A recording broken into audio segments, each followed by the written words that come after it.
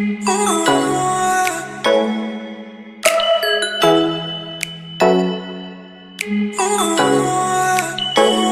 guys, welcome back to channel Nah, di video kali ini saya akan membahas tentang teori strukturalisme sastra. Dalam mata kuliah teori sastra, dosen pengampu Bapak Dr. Syafrial MPD, Prodi Pendidikan Bahasa dan Sastra Indonesia. Oke, baik, langsung saja kita memasuki pembahasan strukturalisme sastra. Strukturalisme sastra merupakan pendekatan yang menekankan unsur intrinsik yang membangun sebuah karya. Oleh sebab itu, dengan tidak adanya analisis melalui struktural, makna intrinsik dalam suatu karya sastra tidak dapat tergali secara dalam. Nah, dalam strukturalisme itu terdiri dari dua unsur. Nah, unsur yang pertama itu unsur intrinsik dan unsur yang kedua yaitu unsur ekstrinsik. Nah, dalam puisi, strukturalisme dalam sebuah puisi itu terdiri dari struktur fisik dan struktur batin.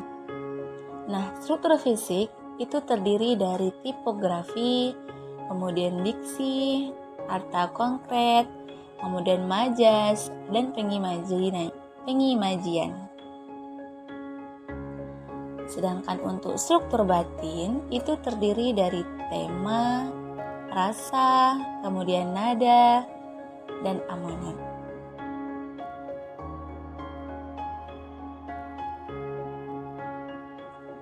Nah, selanjutnya kita akan menganalisis teori strukturalisme dalam sastra dalam sebuah puisi yang berjudul 6 Karya Kata Puan.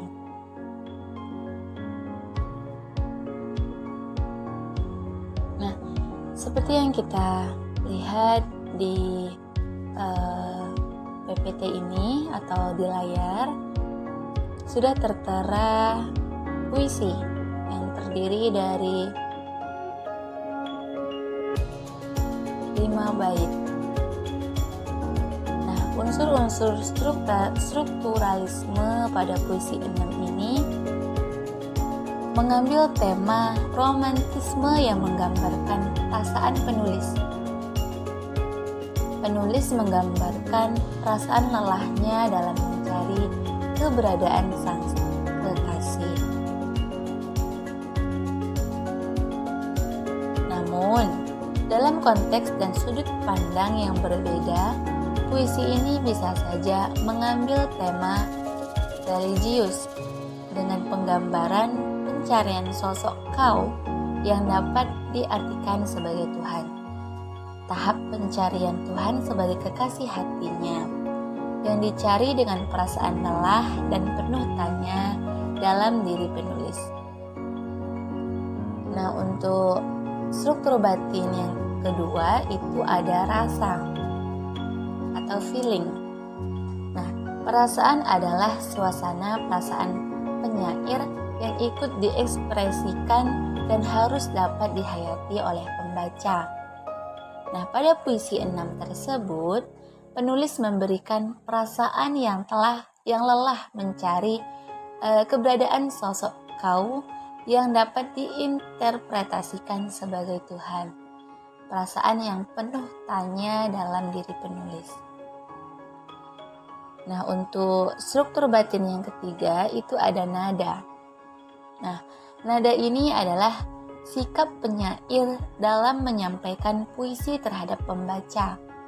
Beraneka ragam sikap yang sering digunakan oleh penyair.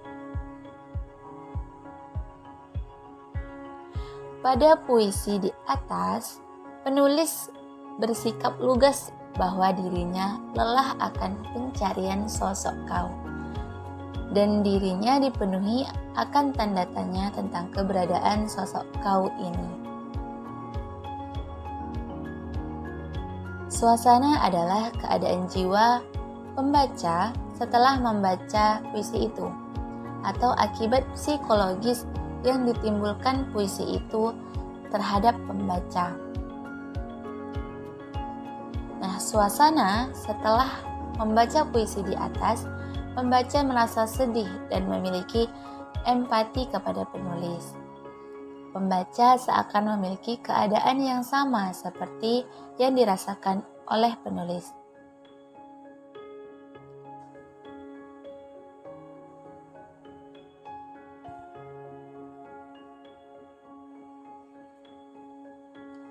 Nah, untuk struktur batin yang keempat, yaitu ada amanat. Sadar maupun tidak, ada tujuan yang mendorong penyair menciptakan puisi ini. Nah, tujuan tersebut bisa dicari sebelum penyair menciptakan puisi maupun dapat ditemui dalam puisinya. Kemudian, amanat pada puisi di atas adalah setelah apapun manusia dalam menjalankan satu kehidupan, pasrahkanlah kepada Tuhan Yang Maha Esa. Jangan pernah menyerah, apalagi berpikir usaha yang telah dilakukan itu gagal, karena Tuhan selalu membersamai kita.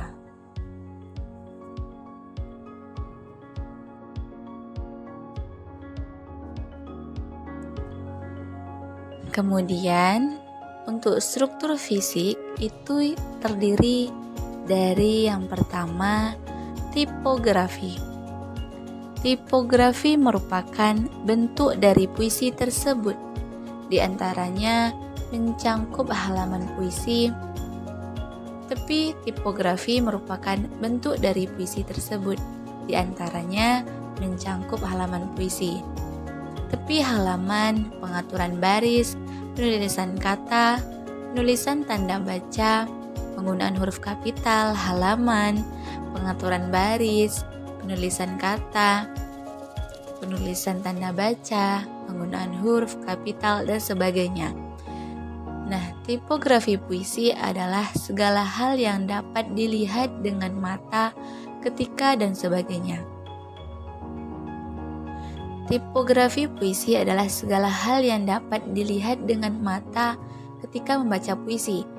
Nah, pada puisi tersebut terdiri atas 5 bait. Bait pertama terdiri atas 4 baris. Nah, untuk bait kedua itu terdapat 3 baris. Bait ketiga itu terdapat 4 baris.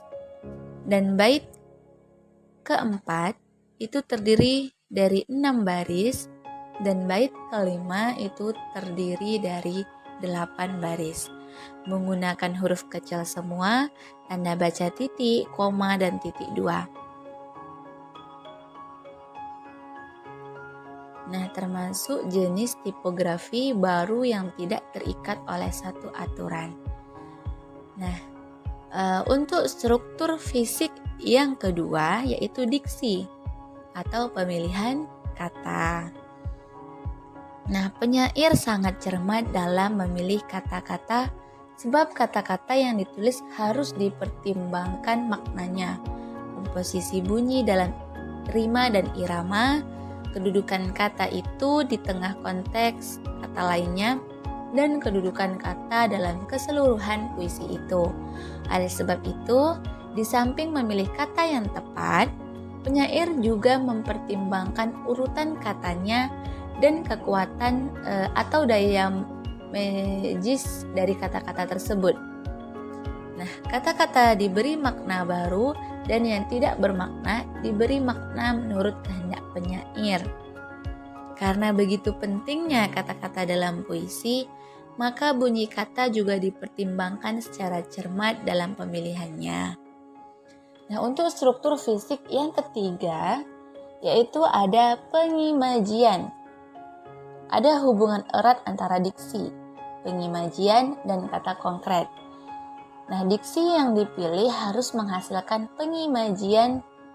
Oleh karena itu, kata-kata menjadi lebih konkret seperti kita hayati melalui penglihatan, pendengaran, atau cita rasa. Nah, pengimajian dapat dibatasi dengan pengertian kata-kata atau susunan kata-kata yang dapat mengungkapkan pengalaman sensoris seperti penglihatan, pendengaran, dan perasaan. Nah, dalam puisi 6 tadi itu mengandung gema suara atau imaji audio. Itu seperti pada baris kata lorong telingaku dipenuhi lantunan irama lagu sendu. Nah, untuk baris pada bait puisi yang kedua itu di luar senyap. Nah, untuk benda yang nampak atau imaji visual itu terdapat di kata setelah memadamkan lampu, kemudian menerawang langit-langit kamar, kemudian di kata malam sudah tinggi. Nah, untuk sesuatu yang bisa kita rasakan, raba atau sentuh, atau kita sebut imaji taktil. Nah, pada imaji taktil ini itu terdapat di kata aku hanya rebah di kasur, kemudian dadaku seperti perayaan pesta tahun baru, sesak. Nah, untuk kata selanjutnya, debarku tak seirama. Kemudian ada kata lagi, sekujur tubuhku lelah, tapi aku pasrah. Kemudian, semakin kuhirup, semakin sesak ulu hatiku. Semakin mataku tak mau terpejam, semakin diriku terpenjara dalam sunyi. Di dalam hatiku kacau balau. Nah, itu struktur fisik dalam pengimajian. Nah, untuk struktur fisik yang keempat itu ada kata konkret. Nah, untuk membangkitkan imaji pembaca, maka kata-kata harus dikonkretkan. Maksudnya ialah bahwa kata-kata itu dapat menyarankan kepada arti yang menyeluruh. Kata konkret adalah kata yang memungkinkan memunculkan imajinasi karena dapat ditangkap oleh indera, yang mana kata ini berhubungan kiasan atau lambang. Nah, pada puisi di atas terdapat kata konkret, pesta tahun baru, yang merupakan gambaran dari kondisi penulis yang sesak dan ramai. Seperti kondisi saat perayaan pesta tahun baru yang sesak dan ramai oleh orang. Nah, untuk struktur fisik yang kelima itu ada majas atau gaya bahasa. Nah, gaya bahasa ini adalah cara mengungkapkan pikiran melalui bahasa secara khas yang memperlihatkan jiwa dan kepribadian penulis. Nah, terdapat 4 jenis gaya bahasa. Itu yang pertama ada gaya bahasa jenis gaya bahasa metafora, personifikasi, hiperbola, dan simile. Nah, untuk majas personifikasi, pada puisi di atas terdapat pada bait kepalaku diserbu berbagai tanda tanya. Dengan aliran darah yang mungkin hilang arah, lorong telingaku dipenuhi lantunan irama lagu sendu. Semakin diriku terpenjara dalam sunyi. Nah, maksud personifikasi ini adalah peristiwa alam yang dikiaskan sebagai keadaan atau peristiwa yang dialami manusia. Nah, ada juga terdapat jenis majas hiperbola. Nah, jenis majas hiperbola ini adalah kiasan yang berlebih-lebihan. Pada puisi di atas itu terdapat pada bait rasanya udara yang kuhirup tak sejalan dengan lelahku. Semakin kuhirup, semakin sesak ulu hatiku. Di dalam hatiku kacau balau. Nah, kemudian untuk jenis gaya bahasa Simile adalah kiasan-kiasan tak langsung. Perbandingan menggunakan kata bagai, bagaikan, bak, dan sebagainya. Pada puisi di atas itu terdapat pada bait dadaku seperti perayaan pesta tahun baru. Sesak. Jadi dapat kita simpulkan bahwa struktur fisik yang terdapat dalam puisi 6 karya Kata Puan saling terkait satu sama lain. Keterkaitan ini bersifat saling membangun untuk membentuk keutuhan puisi. Struktur batin dalam kumpulan puisi-puisi 6 karya Kata Puan merupakan ungkapan batin penyair terhadap realita kehidupan yang dijalaninya. Puisi ini adalah representasi kehidupan penyair dalam pencariannya kepada Tuhan yang secara spesifik memunculkan persoalan religius. Oke, cukup sampai di sini pembahasan video kita kali ini. See you di video selanjutnya teman-teman. Dadah. Wassalamualaikum warahmatullahi wabarakatuh.